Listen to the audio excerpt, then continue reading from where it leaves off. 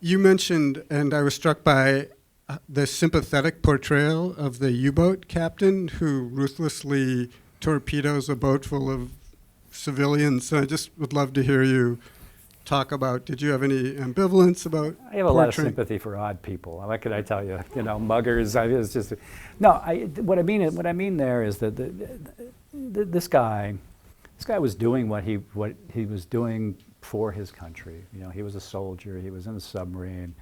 He was said to be this really nice guy.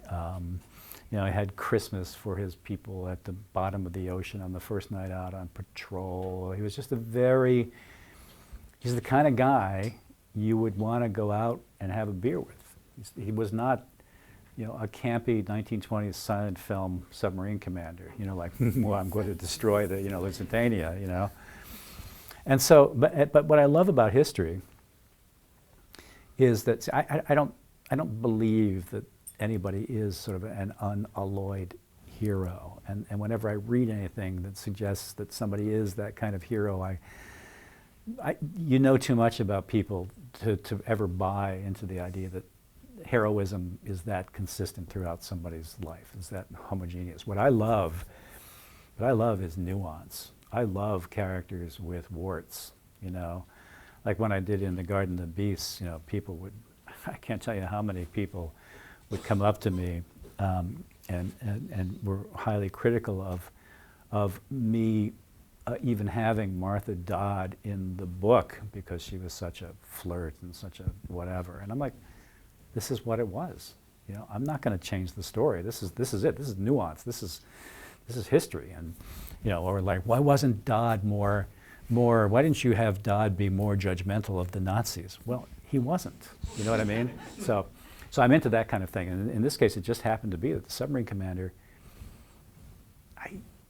It wasn't a deliberate thing. He just sort of comes off as kind of a sympathetic guy, except for the small fact that he killed 1,200 people with a push of a button. But there's another guy. Another character. This is a little detail. It's not a spoiler thing. It's probably my single most favorite fact in the book, and we'll end on that. Is that we've all seen The Sound of Music, right? And of course, Christopher Plummer as Georg von Trapp, right? Mr. Sympathy, my wife's heartthrob when she was young, in that era. He's this guy, you know, you're all just like, oh God, what a heroic kind of guy. Well, he was a U-boat commander in World War I.